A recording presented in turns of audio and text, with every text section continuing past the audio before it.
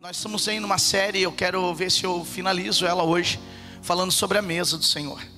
Alguns momentos tão importantes que o Senhor tem colocado, para nós falarmos esse assunto tão importante, tão pontual, que nós precisamos aí sempre estar pincelando e trazendo para as nossas vidas. Falar sobre mesa é muito mais do que comunhão, é muito mais do que alimento, é muito mais do que juntar pessoas, é muito mais do que isso. É seguir o modelo que Cristo deixou para mim e você o seguir.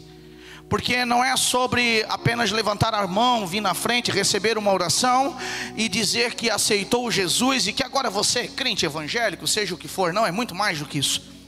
Viver o reino de Deus, viver o reino do Pai, aquele que o Filho veio apresentar aqui, tem que estar ligado à mesa.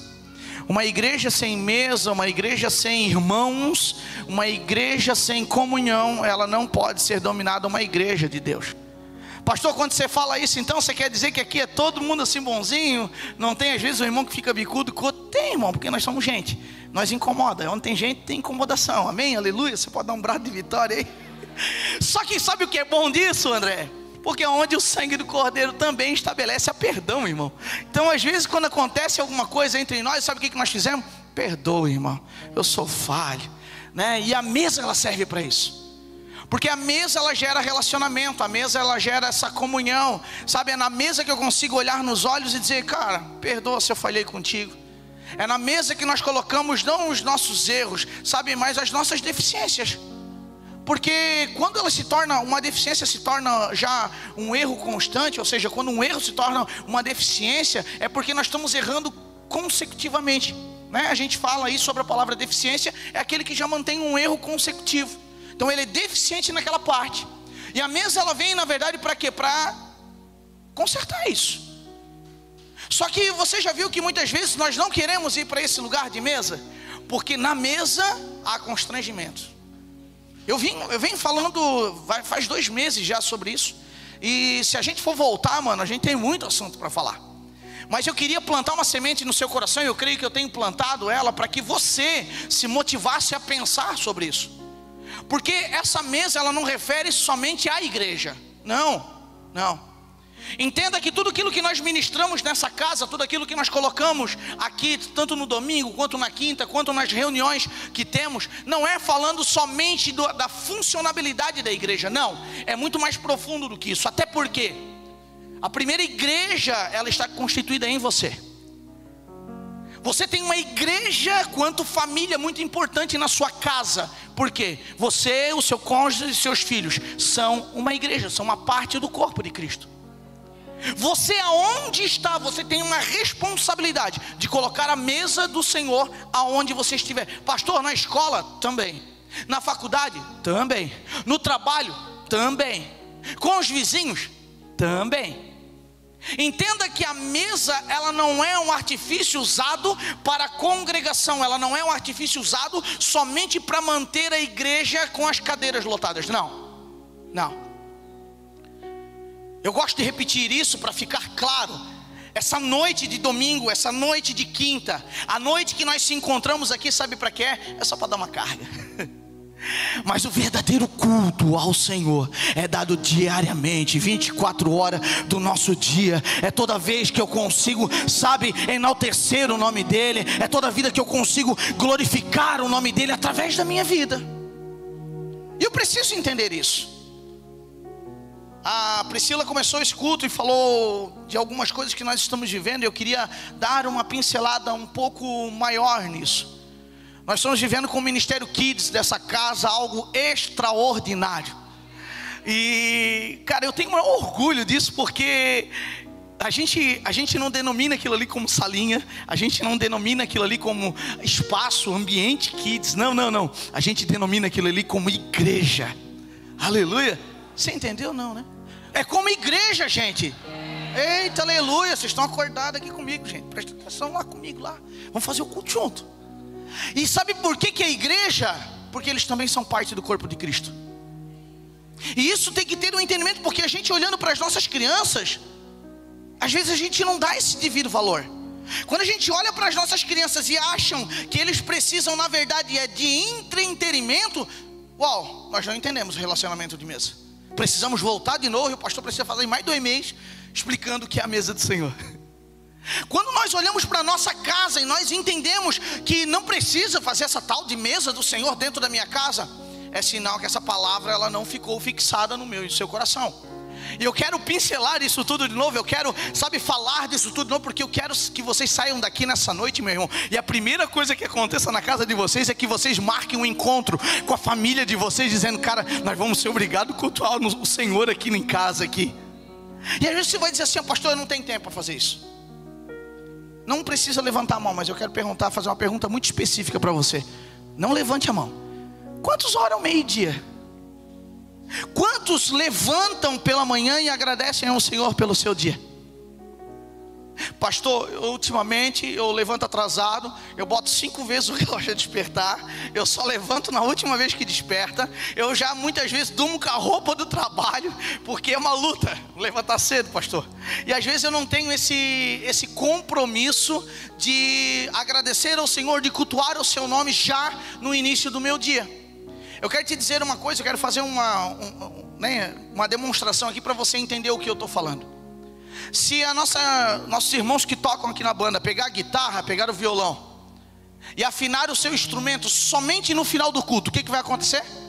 Eles vão tocar o culto todo desafinado. Irmão, gente desafinada é difícil de ouvir. Gente desafinada é difícil, sabe? Então a oração, o começar o dia cultuando ao Senhor, começar o dia enaltecendo o seu nome, é afinar o violão, entendeu? Porque daí às vezes você está lá no meio do seu dia, você está reclamando, está dizendo: meu Deus, parece que nada está dando certo na minha vida. Claro, você foi para a luta com o violão desafinado, você não deu aquela molada na espada, sabe? Você não preparou a tua vida para encarar tudo aquilo. Porque eu quero te dizer uma coisa: o diabo ele tem se preparado todo dia para guerrear contigo, mas o Senhor quer usar a sua vida, a sua boca, sabe? Ele tem uma estratégia para você, crente, e Ele quer usar você, cara. Só que nós temos que começar o quê? No contato. Nós temos que começar na adoração. Nós temos que começar o nosso dia louvando, cara. Às vezes nós estamos reclamando porque choveu demais, reclamando porque tem sol demais, reclamando porque esse inverno não foi tão intenso, reclamando porque o verão vai ser muito intenso. Sabe, a gente sempre tem um motivo de reclamação. E eu queria mudar essa chave com você.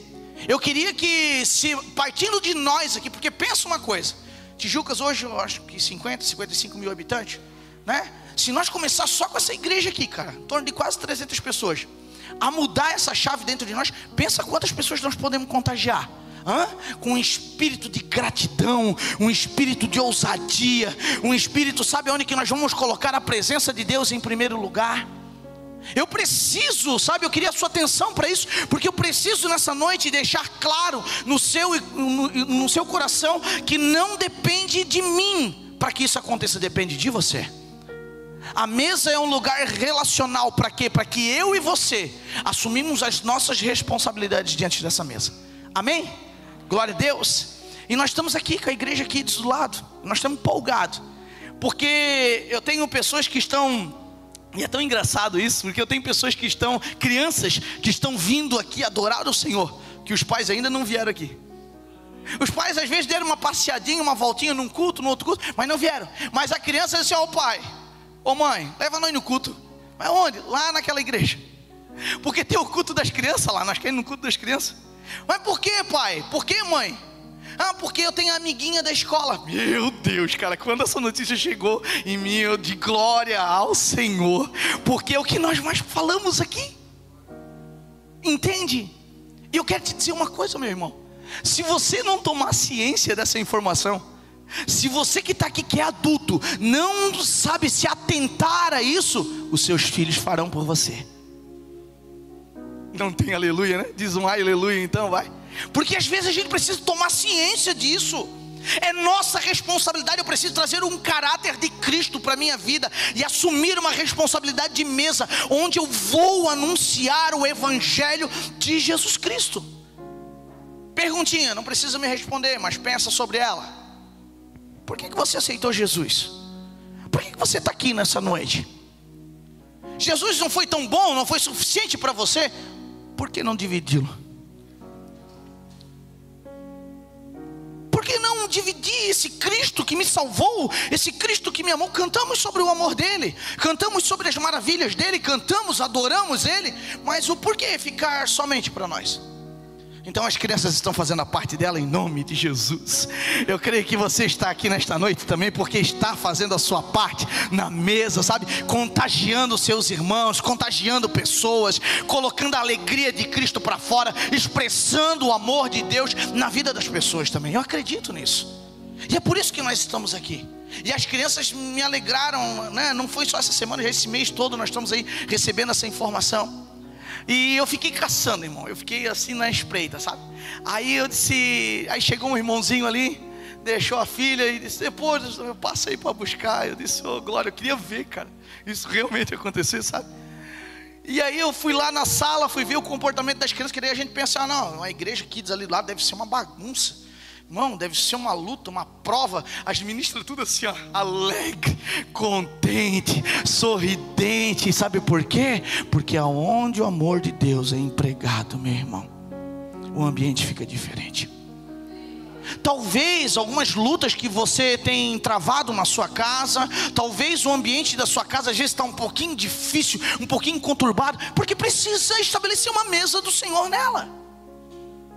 A mesa de Jesus, a mesa do Senhor, ela é algo importantíssimo, fundamental para uma vida em Cristo.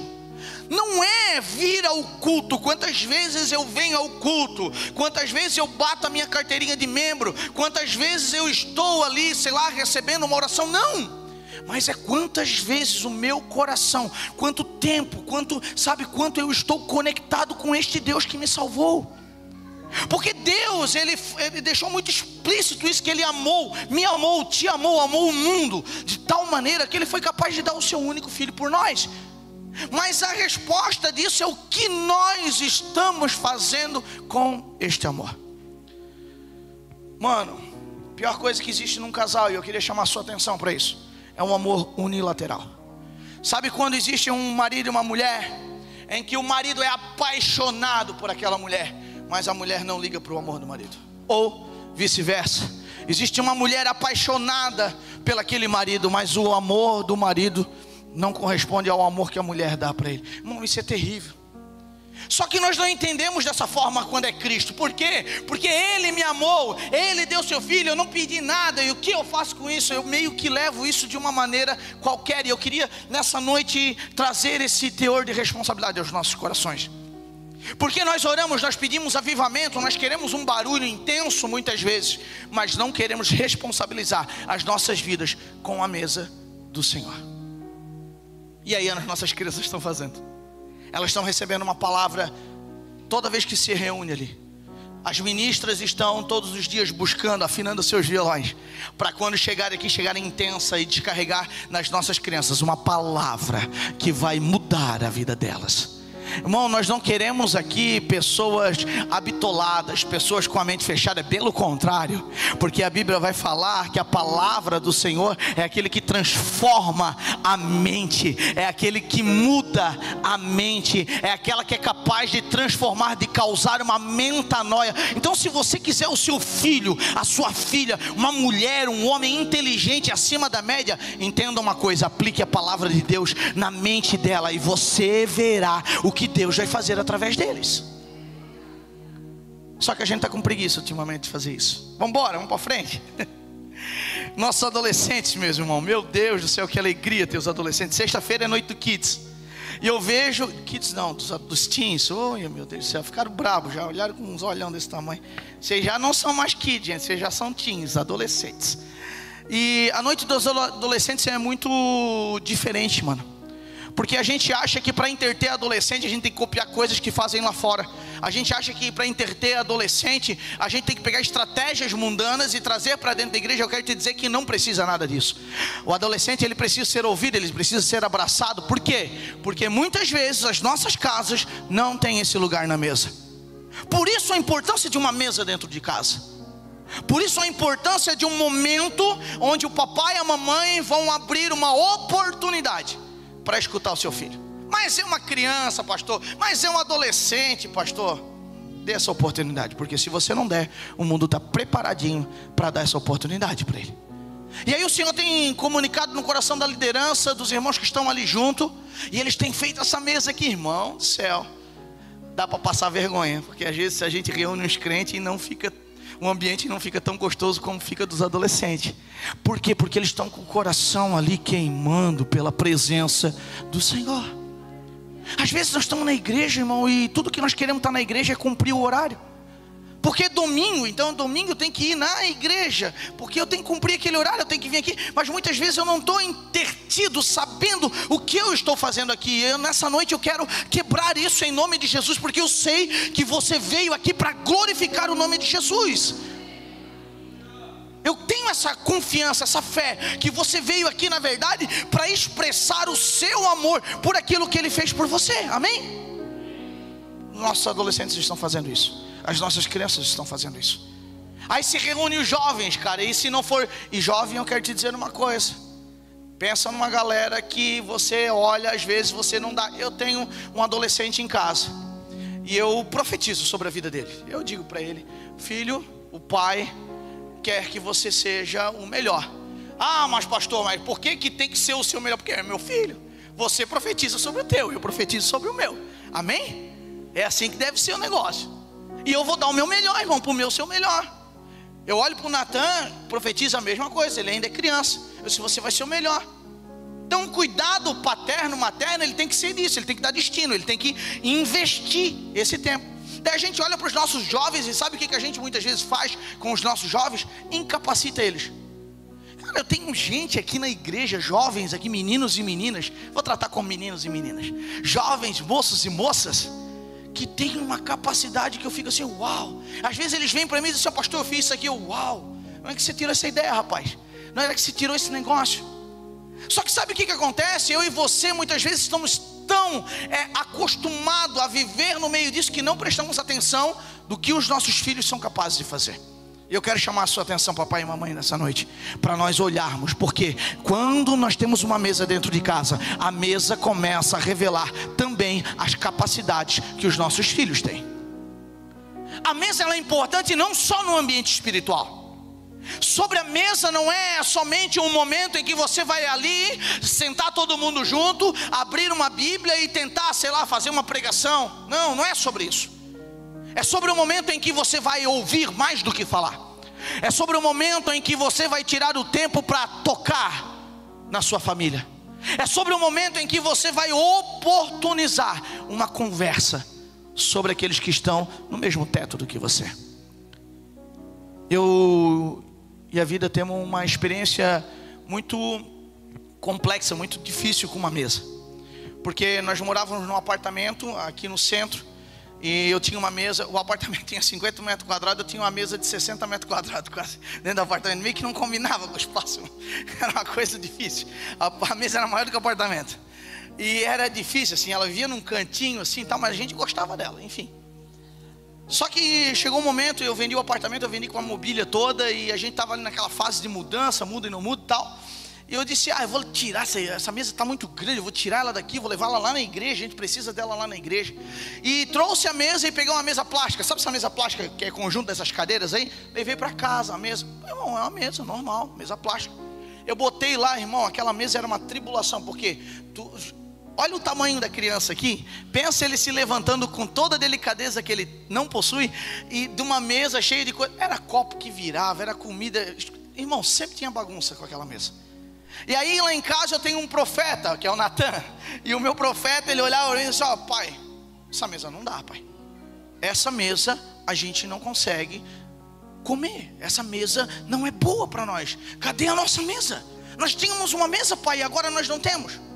Mas eu, como um bom pai, eu olhei para ele: fica quieto, rapaz, porque a gente faz isso, não faz? A gente faz isso. Fica quieto, rapaz. O pai sabe o que vai fazer, o pai é o homem mais inteligente do mundo, então deixa eu aqui, eu precisava levar a mesa para lá. Tá bom essa mesa, dá para sentar, é para 4 pessoas, nós somos em 4, tá tudo certo. Aí a minha esposa começou, a gente gosta de servir a mesa, e a minha esposa começou a ter que se levantar e fazer o prato dela, e ela sentava, comia, o pai levantava, fazia o prato dele, sentava, comia. Os filhos se levantavam, faziam o prato dele, sentavam e comia, porque já não cabia 4 pratos, não cabia panela de comida no meio, né? Porque não dava para, não tinha espaço para tudo.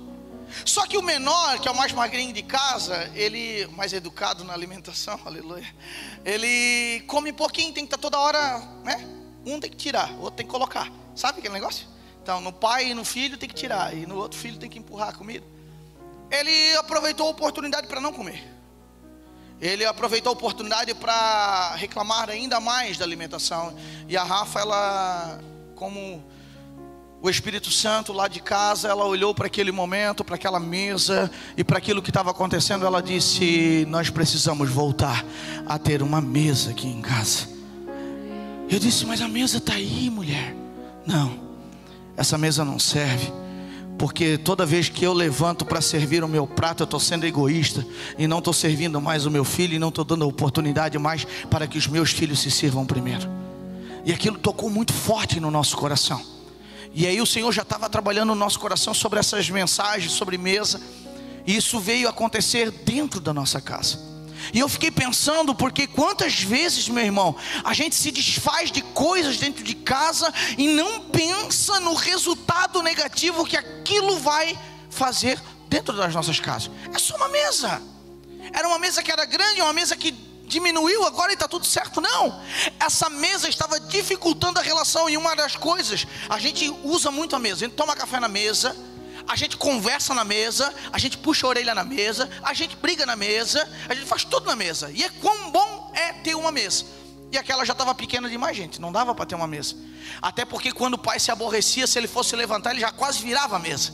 Entende? Precisava ser uma mesinha um pouquinho mais robusta, para a gente poder até brigar direito. Ai, pastor, vocês brigam na casa de vocês? A gente é humano igual a vocês, gente. Acontece umas coisas também igual acontece na casa de vocês. Só que daí, quando termina isso, a gente tem a ousadia e o amor de olhar um nos olhos do outro e dizer: cara, você me desculpa. Pastor, você pede desculpa para filho? Peço.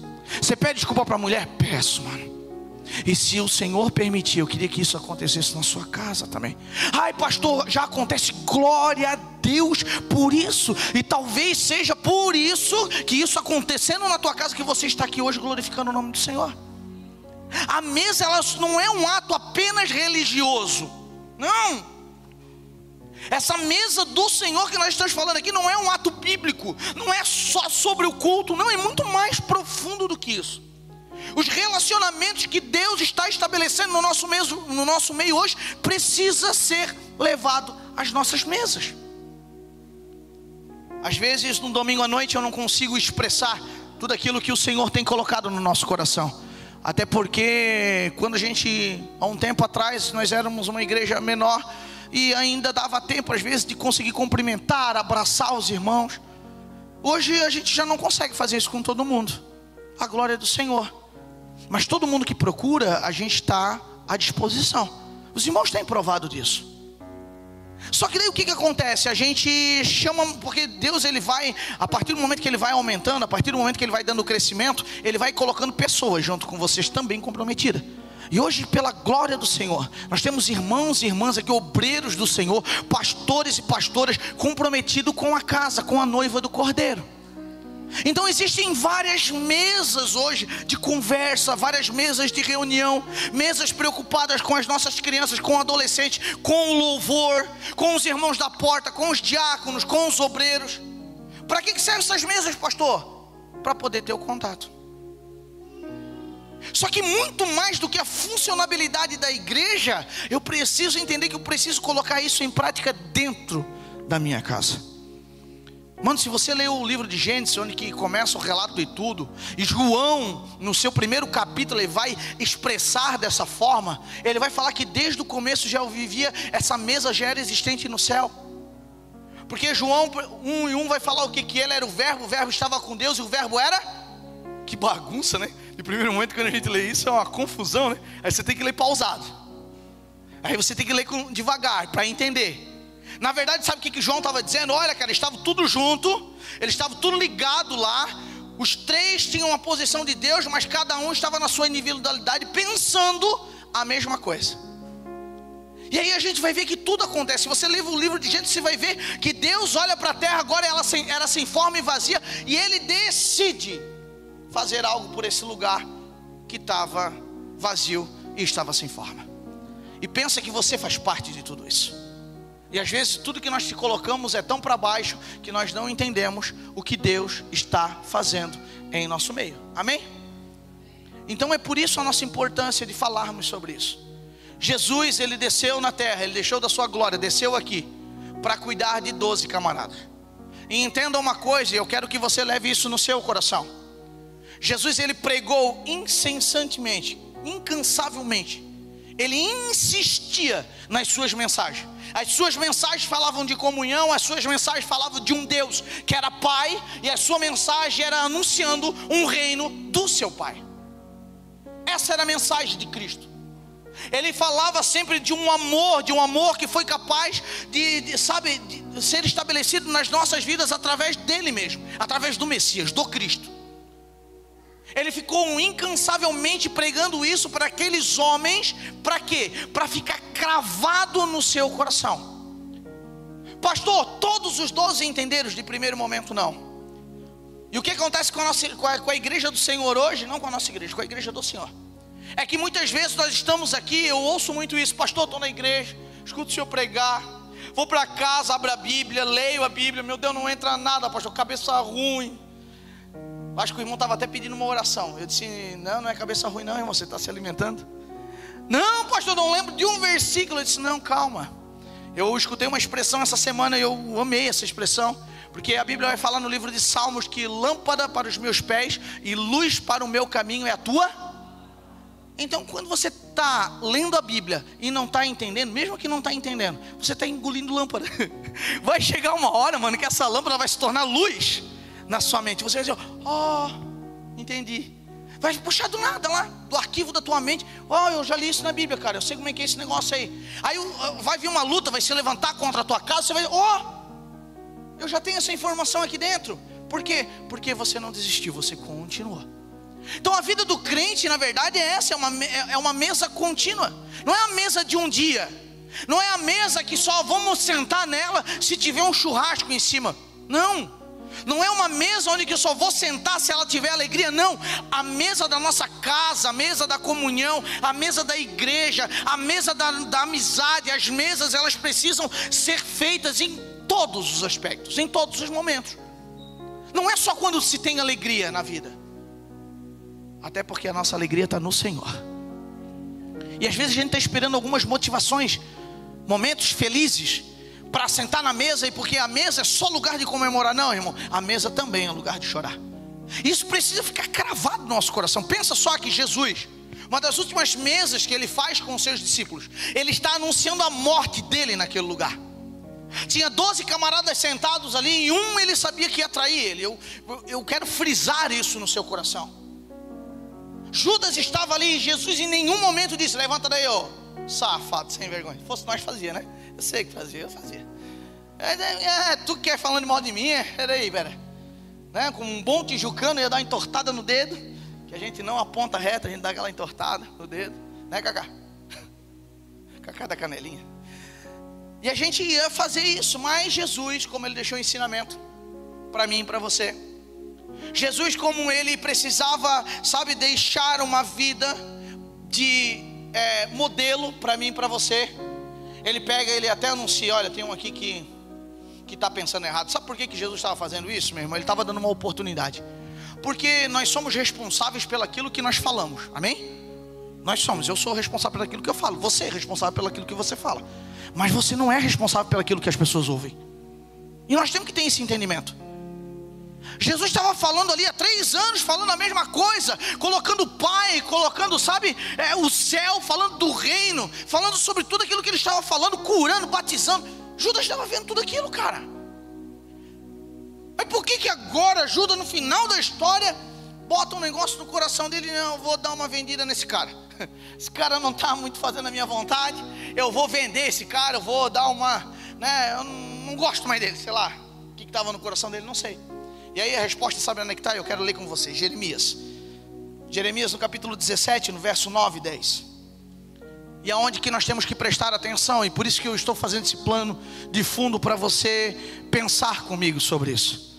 O relacionamento, ele não é só algo em que eu vou compartilhar dos meus conhecimentos com alguém, não. Na mesa eu posso até instruir, mas eu também aprendo. Sabe, na mesa eu mudo, eu já não sou mais quem eu sou. Por quê? Porque eu vou aprendendo dentro da mesa que eu estou inserindo, amém? Jeremias no capítulo 17, verso 9 diz assim: enganoso é o coração, mais do que todas as coisas, e perverso, quem o conhecerá?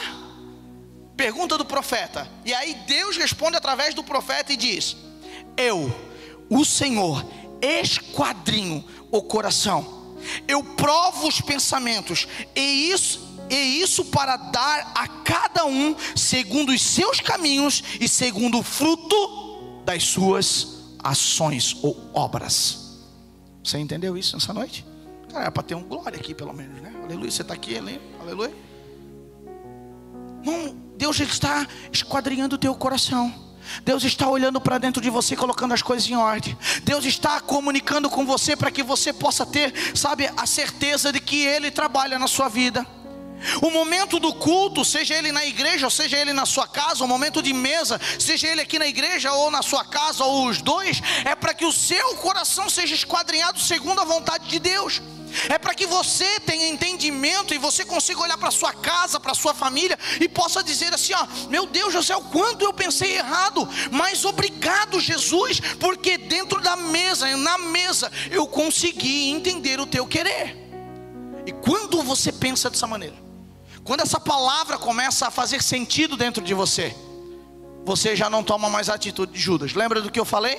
Nós somos responsáveis pelo que falamos, mas não pelo que as pessoas entendem. Sabe por quê, meu irmão, que às vezes as pessoas entendem as coisas errado? Porque às vezes precisa alguém parar um tempo e cuidar do coração daquele que, sabe, vou falar para ele: mano, o que está acontecendo? Você me entendeu errado, cara, fiz isso aí, perdoa eu. Mas eu estava certo, pastor. Pois é, pede perdão. Sabe, no relacionamento marido e mulher, o homem sempre nunca tem razão, irmão. A mulher sempre tem razão. E às vezes a gente não entende isso, sabe? E às vezes a gente quer brigar ainda. Não, irmão, pede perdão que é mais fácil. Já chega já quebrando o negócio, que ela está louca para brigar com você. E você chega lá, perdão. Ela, ficou sem ação, cara. Ficou assim, ó, com molinha. Ela nem entendeu o que aconteceu. Entendeu? Eu já estou com essa estratégia lá em casa. Eu já chego já pedindo perdão. Já. Ela, do que, amor? Eu disse: não sei. Eu já estou pedindo perdão. Entende? Porque às vezes a gente precisa quebrar algumas coisas que estão em nós. E aí o Senhor vai entrando no teu coração. Porque às vezes o primeiro perdão pode até não ser sincero. Pastor, você está ensinando a dar perdão sem sinceridade? Não, estou ensinando para você uma estratégia. Porque às vezes você não vai estar com vontade de pedir perdão, mas daí você dá uma forçada aí, perdão, sabe? O próximo perdão vai sair perdão. O próximo perdão você até chora. Entendeu? Por quê? Porque o Senhor vai cuidando do teu coração. O Senhor, Ele vai alinhando as instruções que você tem dentro, sabe? A palavra do Senhor vai te dando um bálsamo. A palavra do Senhor vai corrigindo as suas intenções. E aí tudo vai ficando mais fácil para você. Na mesa dos 12 estava ali, aí estava Tomé. A gente fala que Tomé era o cara sem fé, né? Meu irmão, ter a fé de Tomé não é para qualquer um, tá? Ele deu um vacilo. Ele precisou ver a ferida, a marca. Ele deu aquele vacilo, deu aquela escorregada. Quantos de nós, né, que atira a primeira pedra? Quem nunca, né, aconteceu isso? Só que nós temos que entender, meu irmão, que nós somos responsáveis pelo aquilo que estamos falando. Só que sabe o que acontece? Por conta da resposta daquele que está me ouvindo, eu me calo. Você já pensou, e eu quero chamar a tua atenção para isso, já pensou se Jesus não tivesse dado continuidade? Porque na mesa tinha um traidor? Porque na mesa teria alguém que iria duvidar? Porque na mesa ia ter dois camaradas que Jesus mandou ele ficar em Jerusalém até que o do alto fosse revestido, mas eles foram para Emaús? Ele já sabia que isso tudo ia acontecer. Aí ele ia ficar: meu Deus, eu estou falando todo domingo, eu estou falando na mesa porque eu sou o pai da casa, eu sou a mãe da casa, parece que meus filhos não me escutam, parece que a igreja não me escuta, e agora eu vou cessar a minha voz porque eu acho que isso... Meu irmão, você tem uma responsabilidade. Pastor, qual é a minha responsabilidade? Continuar falando do amor de Deus. Essa é a nossa responsabilidade. Cara, cantar sobre o amor de Deus até bonito é. Ainda mais quando tem uma banda como essa nossa aqui. Aleluia. É bom demais cantar sobre o amor de Deus. Ele é ousado mesmo. Ele invade mesmo. Ele vai para cima. Só que entender esse amor é a prática da mesa. Entender esse amor de Deus é uma coisa que tem que ser pensada todos os dias. Se você for conversar com os teus filhos, dependendo da idade deles, muitas vezes eles não vão ter a compreensão disso. E às vezes eles estão esperando você, enquanto pai, enquanto mãe, parar um pouco e dizer: não, filho, não é assim. Só que sabe o que nós estamos esperando acontecer? Eles crescerem e talvez até estarem com o coração conturbado, assim como estava de Judas. Porque a gente não quer se responsabilizar por ele. Meu Deus, pastor, a minha vida já é tão... né? Tem irmãos, tem que dar uma choradinha. Meus irmãos, a minha vida é tão pesada, pastor, ainda tem que cuidar do meu filho. Ué, não foi o Senhor que te deu, cara? São herança do Senhor, o que você está fazendo com ela? Vamos para frente? E aí eu tenho que entender isso, mano. Porque assim, ó, hoje em dia nós queremos lidar com sucesso mesmo. Se falar com um cara, hoje a moda é essa, né? Semana até deram uma brincada comigo na internet, me chamaram de coach. Eu disse: oh, aleluia. Nada contra os irmãos que são coach, não. Tem um irmão que trabalha aqui com isso, glória a Deus, lá nas empresas. Eu disse: meu Deus do céu. Daí teve outro que falou assim: ah, você tem que pregar mais e cantar menos. Eu disse: meu Deus do céu, 2 horas de mensagem, 1h40 de mensagem. Se nós aumentar, os irmãos não vão vir mais. Às vezes é 9 e pouco, nós estamos tentando acabar o culto, né? 9h30, 9h20, é uma glória, um aleluia. Eu disse: tá bom, mas vamos, né? Vamos conversando mais sobre isso. Mas se eu for parar por conta disso, mano, o evangelho não é anunciado. Se eu for parar por conta de alguma crítica que estão estabelecendo contra, meu irmão, eu não sou, sabe, eu não sou responsável pelo que a pessoa está entendendo. Eu sou responsável por aquilo que eu estou falando. E pode ter certeza que toda vez que você abrir a sua boca para pregar o evangelho, você vai viver o evangelho que você prega. Amém? Então você tem que tomar cuidado, você tem que ter ciência disso. Tenho certeza que outros irmãos aqui que ministram a palavra, que falam dela, que colocam ela na sua casa, vivem na pele, irmão, isso que eu estou falando. Porque toda vez que a gente abre a boca no altar, ou abre a boca para expressar o amor de Deus, a gente vive isso na nossa casa. Amém? E aí nós falamos sobre sucesso. Se eu for puxar hoje e perguntar para você o que é sucesso, você vai dizer: é o carro novo que eu comprei. Eu queria aquele carro. E não tem problema, tá? Isso não é pecado não, tá? Não, sucesso mesmo, pastor, foi quando eu comprei a minha casa. Glória a Deus pela tua casa. Não estou falando sobre isso. Porque a gente acha que o sucesso está nas coisas. O sucesso nosso, principalmente o homem, gente. O homem é um bicho doido. O homem, ele pensa umas coisas assim que às vezes dá vontade de bater, né? Eu estou falando de mim também, tá? Estou falando principalmente de mim, na verdade. E às vezes a gente pensa umas coisas assim que não tem nada a ver com aquilo que Deus está tentando ensinar para mim e para você. Por isso que Jeremias, o próprio profeta, ele já falou: peraí, tem um cara que vai falar com você, que vai esquadrinhar o teu coração. Se prepare, porque quando você der esse lugar para Deus esquadrinhar o seu coração, conhecer cada canto, sabe, entrar para dentro e te dar ferramentas, você já não vai ser mais o mesmo. É isso que nós precisamos. É por isso que nós viemos na igreja. É por isso que nós lemos a palavra do Senhor. Eu falei hoje de manhã no nosso café de aliança. Nós estamos aqui um domingo por mês fazendo café de aliança, porque nós temos diversos pastores que estão aqui na casa, lideranças da cidade, e a gente está se encontrando, se engajando, montando essa mesa, para que o nome do Senhor, não do Maicon, nem do Resgate de Vida, seja glorificado, não, do Senhor Jesus, para que essa cidade possa ser impactada com uma palavra, não com uma religiosidade, para que essa cidade possa ser atingida não com idolatria, mas com adoração ao Senhor Jesus. E por isso que nós estamos aí desgastando os nossos dias, montando essas mesas, fazendo essas reuniões, sabe, investindo todo o nosso tempo nisso. Por quê? Porque nós queremos que o nome do Senhor seja glorificado. Pastor, isso é sucesso? Ainda não. Porque o sucesso não está ligado às coisas, esse resultado comum, não, cara. Sabe o que a Bíblia vai me falar sobre sucesso? Ele vai me falar a expressão que o próprio Cristo usou. O próprio Cristo, ele estava relacionando numa mesa, cuidando de 12. Mano, ele saía daquela mesa, ele tinha uma multidão para falar. Se sucesso estivesse nas coisas, ele ia estar alegre quando ele estava na multidão. E ele não ficava nessa situação. Ele amava sair da multidão, ir para uma mesa e bater um papo legal com aqueles 12 que estavam ali. E aí tem um texto que enche o meu coração e eu quero ler ele com vocês nessa noite. No João, no capítulo 15, no verso 15. Que para mim é a transição mais linda que a Bíblia fala sobre a mesa.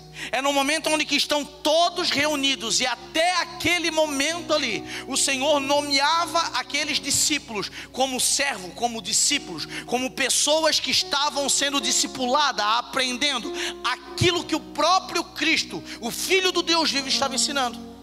Mas aí pensa que nesse exato momento, depois de 3 longos anos investindo, vivendo, viajando, andando junto, discipulando na mesa, ele vai e ele revela através desse versículo uma transição que para mim, no meu ver, é aquilo que nós buscamos como sucesso. Porque o nosso sucesso está relacionado a coisas, como eu falei aqui, mas o sucesso que a Bíblia fala transcende qualquer coisa que você possa comprar nessa terra. Eu venho falando isso há muito tempo aqui, as escrituras vêm revelando isso há muito tempo. O nosso modelo não é daqui, meu irmão. Você não é daqui, nós estamos aqui passando pelo tempo. O nosso modelo é celestial. Então tudo que você tentar imitar dessa terra não vai ter sucesso para a sua vida em Cristo. Pastor, é verdade, não vai ter. Nós precisamos agora largar o nosso olhar daqui da terra e entender que existe um modelo celestial preparado para a nossa vida. Então toda vez que você tiver dúvida sobre algo, sobre a sua casa, sobre você, sobre aquilo que você está decidido a fazer, olhe para o céu. O céu tem uma resposta para você. Olhe para a palavra do Senhor, porque eu tenho certeza que aqui tem um exemplo que vai decorrer com aquela realidade que você está vivendo. Só que às vezes é mais fácil eu procurar as coisas aqui, dar um Google, né? Mais fácil às vezes eu dar um Google e achar uma resposta rápida no YouTube de alguém que gravou um videozinho que foi até engraçado, porque rendeu bastante views. Porque o relacionamento na mesa, ele custa, irmão, ele dá trabalho. O relacionamento na mesa, ele não é algo fácil, meu irmão, se desgasta. Entendeu? Botar os filhos ali, meu Deus, só estou cansado, cheguei do serviço, trabalhei o dia todo, agora tem que escutar esse rapaz pequeno. Faz parte. Faz parte. A Rafa, ela tem, o Natan, às vezes ele chega para ela assim: ó, Rafa, você pode dormir comigo? Aí eles negociam. Não, dormir não, né, filho? Você está muito grande, a cama é pequena, tal. Eu vou sentir dor nas costas. Tá, então você pode passar um pedaço da noite comigo? Eles começam a negociar. Daqui a pouco ele já está olhando assim: não, só até eu dormir. Entende? Nossos filhos têm necessidade da nossa presença, cara. Os nossos filhos, eles têm necessidade de estarmos juntos. E que pais nós estamos sendo, cara. Que família, sabe, nós estamos gerando.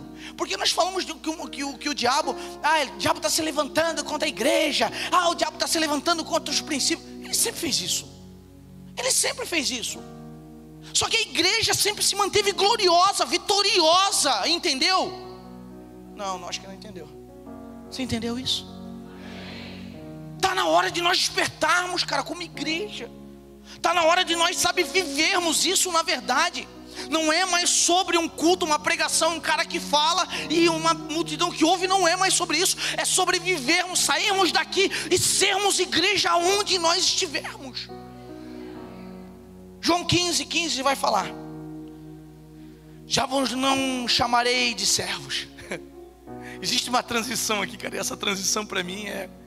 Porque ele olha para aqueles 12 camaradas e diz assim: eu já não os chamo mais de escravo, ou a minha tradução diz de servos. Eu não quero mais chamar vocês assim. Mas por quê? Porque naquela intimidade, naquele percurso de intimidade, naquele percurso de mesa, o coração daqueles 12 foram mudados. Naquele percurso de intimidade, naquele percurso de mesa, a nitidez, os corações foram esquadrinhados. E ali o Senhor estava dizendo para eles: olha, existe algo que vai mudar na vida de vocês, e vocês precisam prestar atenção. Às vezes quando essa palavra ela tenta na nossa vida, a gente acha que é algo assim, tipo, uau, um negócio que vai virar nossa vida de cabeça para baixo. Pronto, vai cair uma bolsa de dinheiro do céu, passou um helicóptero aí, jogou uma bolsa de dinheiro do céu, pronto, acabou, vai virar, vai ser a chave da minha vida. Porque a gente geralmente relaciona essas coisas assim. E na verdade, muitas vezes é Deus falando alguma coisa, comunicando alguma coisa com você. E aí ele coloca esse texto diante da mesa daqueles discípulos e diz: olha, eu já não os chamo mais de escravo ou de servo, pois o Senhor não faz confidências aos seus escravos ou aos seus servos. Aquilo que eu contei para vocês, era isso que Jesus estava dizendo. Aquilo que eu contei para vocês, aquilo que eu ouvi do Pai, aquilo que o Pai falou para mim, eu confiei em vocês, eu falei para vocês, eu anunciei para vocês, na mesa eu esclareci para vocês. Tá aí agora, é uma transição. É uma transição, é a mesma coisa quando você aceita Jesus. Tá, você chega aqui às vezes todo destruído, você chega aqui às vezes todo, sabe, com dificuldade.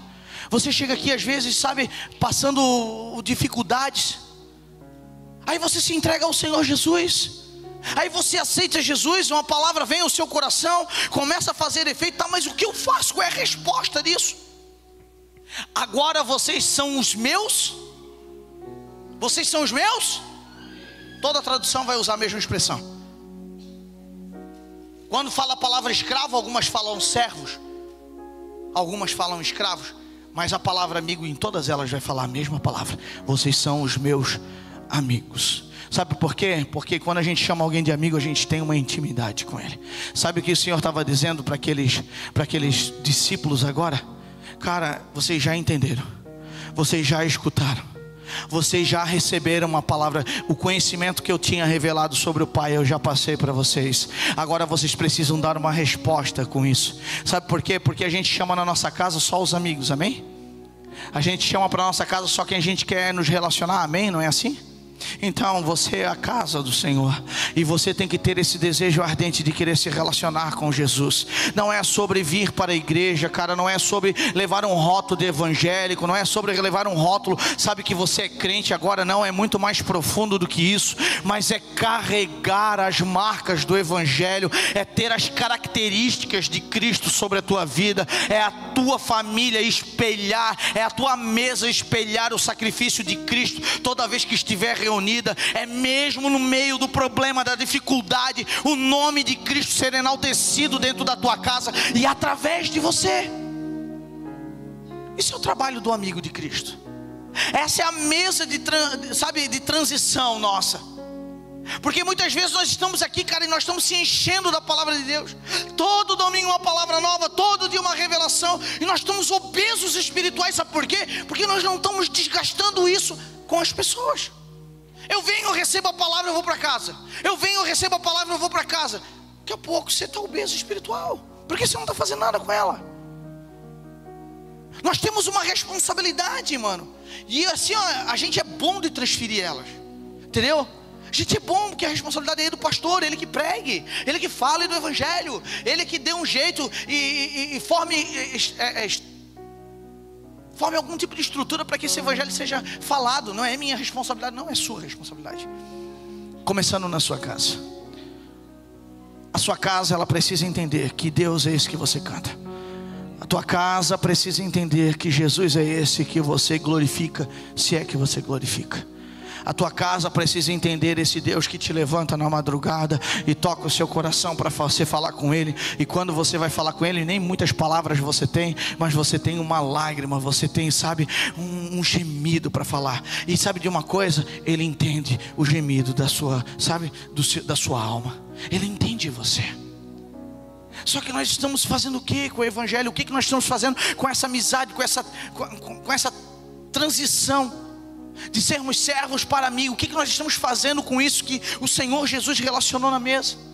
Como eu estou lidando com isso, meu irmão? Como eu estou lidando com essa sucessão? Porque sucesso, na verdade, meu irmão, é aquilo que dá continuidade. Sabe o que é sucesso para um pai? É o resultado do filho. Sabe o que é sucesso da mãe? É o resultado do filho. É ver que todo aquele tempo empenhado, todo aquele momento em que ele, sabe, ele abdicou de si mesmo, empregou no seu filho, deu certo. Uau, que coisa mais maravilhosa é isso. Só que às vezes nós estamos tão, sabe, sendo invadidos por informações do mundo sobre as nossas vidas, que nós estamos preocupados mesmo com o gozo da nossa alma, com as felicidades rápidas que temos, sabe, com um sucesso esporádico. Porque se eu apertar lá no maisinho lá do Instagram, rolar para cima, comprar aquilo lá, eu vou saber de tudo, e vai ter uma vara de condão, vai ter 3 passos para a vitória, vai ter 5 alternativas para o sucesso, vai ter não sei o que, não sei o que. Não, irmão, não, para com isso, em nome de Jesus. existe uma vida em Deus. Sabe qual é o melhor sucesso que a Bíblia me descreve? E eu queria que você prestasse atenção nisso. É quando um pai, chamado de pai da fé, até hoje é falado sobre ele. E quando a gente olha, e muitas das nossas orações revelam essa transcendência. Que transcendência é essa, pastor? Quando nós abrimos a nossa boca e dissemos: Deus de Abraão, Deus de Isaac e Deus de Jacó. Sucesso é a vida de Abraão. Por quê? Porque ele conseguiu empregar no seu filho a transcendência de um Deus que era enaltecido pelos seus lábios. Mano, sucesso é quando Isaac ele olha e diz assim: meu pai já falava isso sobre a minha vida, agora eu quero falar sobre a tua vida, Jacó. Isso é sucesso. Sucesso ele tem que transcender a minha felicidade. Sucesso ele tem que transcender aquilo que eu estou sentindo naquele momento. Tem que transcender tudo isso, meu irmão. Sucesso ele não está alinhado às coisas que o mundo pode me oferecer, ou que o dinheiro pode comprar, não. Por isso que nós falamos que nós não somos daqui. Por isso que nós falamos que tudo que nós temos que se basear está descrito no céu. Existe uma fórmula no céu para que isso aconteça sobre as nossas vidas. Só que parece que nós estamos despercebidos. E aí nós queremos o quê? Nós queremos uma igreja agitada. Nós queremos uma igreja que alguém faça nós ficarmos alegres. Nós queremos uma igreja que alguém faça eu glorificar. Nós queremos uma igreja que seja, que me contagie. Não, irmão, está na hora de nós tomarmos a responsabilidade de Cristo. Quando você sair da sua casa, dizer: Senhor, o culto lá naquele lugar é para ti, mas eu já comecei ele aqui. Então leva a tua glória, leva a tua graça para aquele lugar, que através da minha vida seja estabelecido a tua presença naquele lugar. Nós temos que ter essa responsabilidade. Não é se o pastor estudou o texto, se não estudou, se o pastor... Existe uma responsabilidade pessoal que nós precisamos colocar em prática, meu irmão, em nome de Jesus. E o sucesso está nisso. O sucesso está na expressão do versículo 15. Olha, eu não chamo mais vocês de servo, eu não chamo mais vocês de escravo, eu não chamo mais vocês daquilo que o mundo chamou vocês a vida toda. Eu chamo vocês agora de amigo. Mas aí você tem uma obrigação. Na minha casa eu ensino para os meus filhos: olha, Deus amou o mundo de tal maneira. Amou, pai. Ele deu um presente para vocês? Deu. Qual foi o presente? Foi o Filho de Jesus. Oh, coisa linda. E agora, qual é a responsabilidade que vocês têm que ter? Pai, eu quero presentear o Senhor também. Porque Romanos 12 vai falar que o sacrifício, você tem que ser um sacrifício vivo. Um sacrifício vivo não é você morrer por uma causa, mas é viver ela intensamente. É você dizer assim: ó, todos os dias eu quero desgastar em nome daquele que me amou primeiro. Servir a Jesus, levar um nome de cristão, meu irmão, é desgastar a sua vida. Não é somente vir na casa do Senhor, entendeu? E pegar aquilo que, tem uma oração, eu quero essa oração. Tem uma bênção, eu vim pegar essa bênção. Tem uma palavra profética, eu vou pegar essa palavra profética. Tá, o que mais? Tem que ter algo a mais, não é apenas isso. O que eu vou fazer com isso tudo? O que eu estou fazendo com o nome de Cristo? O que eu estou fazendo com a responsabilidade do Evangelho sobre a minha vida? E a mesa ela traz isso. A mesa ela traz esse esquadrinhamento. A mesa ela traz essa revelação para nós, essa intimidade. E quando eu começo a compreender isso, eu já não me calo mais na presença do Senhor. O meu coração começa a se encher e algo começa a mudar dentro de mim. Eu já não sou mais o mesmo. A mesa agora começa a fazer todo sentido. E tudo que eu quero, meu irmão, é aumentar a mesa. E aí eu chamo um amigo, porque eu estou olhando para um amigo, estou vendo o casamento dele acabando, e eu estou dizendo assim: meu Deus do céu, meu Jesus pode ajudar o casamento daquele meu amigo. Aí eu vejo um filho de um amigo meu também que está se perdendo nas drogas. Eu vou dizer: meu Deus do céu, o meu Jesus pode alcançar essa vida e tirar ele da droga. Aí eu estou vendo uma família que está com uma doença e está todo mundo triste lá, e você está dizendo: meu Deus do céu, eu preciso ir lá, eu preciso trazer ele aqui na minha mesa, porque eu sei que Jesus, essa mesa de relação aqui na minha casa está estabelecida, pode trazer cura para essa pessoa. E aí o amor de Deus está sendo empregado no meio das pessoas, meu irmão. É muito mais do que culto. Nós fomos enganados por muito tempo, ou se enganamos por muito tempo achando que tudo se resolve no culto. Não, cara, o culto é a carga. O culto é a tomada, sabe? É o lugar onde que nós colocamos ali, que nós sentimos Deus mais presente. Para quê? Para ir para casa, porque tem uma relação na mesa que precisa dar continuidade. Quantos de nós aqui, irmão, sofremos com solidão no meio de todo mundo? Às vezes eu converso com algumas pessoas e as pessoas começam a dizer: pastor, eu estou só. Eu disse: não, irmão, você está lá no meio do culto. Às vezes: ah, pastor, mas eu estou ali, mas eu estou só, eu estou sozinho. Sabe por quê? Porque você, sabe, ficou sozinho. Você se acostumou naquele lugar e não abre mais o seu coração para ninguém. Ninguém mais te toca, ninguém mais sabe. Você não autoriza ninguém a se aproximar de você. O Senhor me incomodou muito nessa tarde sobre isso, porque às vezes nós estamos trabalhando todos os dias, saímos segunda-feira igual um louco, trabalhando, e não sabemos o que vamos fazer com o fruto do nosso trabalho. Às vezes somos acumulativos, às vezes somos gastadores, às vezes nós queremos comprar coisas, mas o que fazer com o fruto do nosso trabalho? Por que nós se desgastamos tanto em produzir, em adquirir, se não for para dar continuidade naquilo que Deus estabeleceu na minha e na sua vida, que é o propósito de Deus? Eu fico perdido no meio disso. Eu já não entendo mais que é o propósito de Deus sobre a minha vida, porque quando fala de propósito de Deus, você fala assim: ah, pastor, eu não sei pregar. Irmão, uns foram chamados para isso, outros foram chamados para cantar, outros foram chamados para ganhar dinheiro e, sabe, dar condições para que o trabalho desse continuidade. Outros foram chamados apenas para ganhar sua casa. Tem pessoas, eu conheço testemunho de pessoas que o Senhor prometeu para eles, dizendo assim: olha, o Senhor quer trabalhar através de você, e muitas pessoas conhecerão a Cristo através de você. Aí passou anos depois, a pessoa meio sem entender aquela profecia do passado, ainda abre a boca para murmurar e diz: meu Deus, eu ganhei uma pessoa para Jesus. Aí você vai saber a história daquela pessoa que ele ganhou para Jesus. Às vezes é uma pessoa que está aí ganhando almas e almas para o reino dos céus, e a gente não entende que o reino de Deus é uma continuidade, um depende do outro. Sucesso, irmão, é o prazer da continuidade, é a continuidade. Sucesso é a sucessão das coisas. O Senhor quer montar, sabe, nos nossos lares essa mesa. Não é só sobre você, só sobre o pastor Maico, só sobre o pai dessa casa, a mãe dessa casa. Não, tem a ver com aquilo que vai dar continuidade aos seus filhos. Nós temos hoje aí a mídia trabalhando muito forte sobre tudo isso. Nós temos a mídia hoje tentando, sabe, corromper as nossas crianças. E esses dias eu conversava com algumas pessoas sobre isso, e eu fiz um puxado, porque eu sou da década de 80. E quem de vocês que é da década de 80 vai lembrar dessa expressão que eu vou usar, que na nossa época era muito comum eu ouvir falar, né? Nossa época é a geração do sexo, drogas e... uau! Todo mundo dizia isso, né?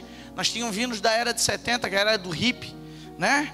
Aí a galera da década de 80 dizia: não, eu tomo banho, eu já sou melhor, né? Eu tomo banho eu já estou melhor, então eu posso viver. E a gente veio o que? Veio se acostumando com aquilo que nós vivemos hoje. Talvez você fique um pouquinho assim: meu Deus do céu, quanta besteira foi falada nesse culto hoje. Lá a Priscila veio lá para cima dizer que estão batendo contra o nosso filho. Irmão, abre os teus olhos em nome de Jesus, irmão. Se você olhar a educação que estão tentando infiltrar no coração das nossas crianças, se você tentar entender tudo aquilo que a mídia tenta corromper os nossos filhos, meu irmão, é assustador. Mas sabe o que acontece? Sabe por que não nos assusta mais? Fomos nos acostumando aos poucos. Foram anos sendo trabalhado para que essa geração ficasse acostumada, meu irmão, para aquilo que está acontecendo. Mas a igreja do Senhor todos os dias tem sido minada da palavra do Senhor. Sabe para quê? Para que haja um despertamento.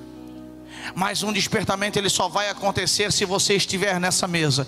E se você nessa mesa estiver um compromisso de entender a palavra do Senhor. Se você nessa mesa, você levantar o seu coração, levantar a sua voz e dizer assim: eu não quero mais apenas ser servo, mas eu quero ser amigo, eu quero ter uma intimidade nessa mesa. Eu quero transcender nesse conhecimento, eu quero fazer a diferença. Não é sobre uma palavra recebida, mas sim sobre a aplicação dessa palavra recebida todos os dias. O que eu estou fazendo com essa palavra? É essa geração, é essas pessoas que o Senhor quer responsabilizar para que nós possamos mudar a realidade que nós estamos vivendo nos nossos dias atuais. Irmão, se a igreja se levantar, se a igreja do Senhor Jesus se levantar com grande voz, irmão, nós ainda podemos mudar as coisas. Mas a ideia de Satanás não é nem te tirar daqui.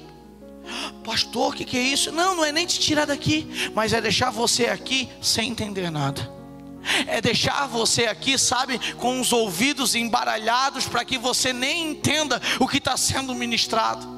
Porque nós queremos às vezes uma movimentação fantástica. O culto não foi bom, porque não teve ninguém pulando, não teve ninguém saltando, não teve cadeira virada. Irmão, culto bom, sabe quando é que é? Quando o meu coração fica contrito pela palavra recebida, e eu já saio daqui e não sou mais o mesmo que entrou, porque a palavra mexeu com a minha estrutura. Nós temos que ter esse entendimento, irmão, porque amanhã é segunda-feira, começa as aulas de novo, começa a fadiga dos nossos dias de novo, e existe uma preocupação. O Senhor chama a nossa atenção para isso. A mesa não é só um lugar do lazer, mas sim é o lugar da edificação, o lugar que eu deixo de ser servo, eu deixo de ser escravo, para se tornar amigo, para isso se tornar íntimo.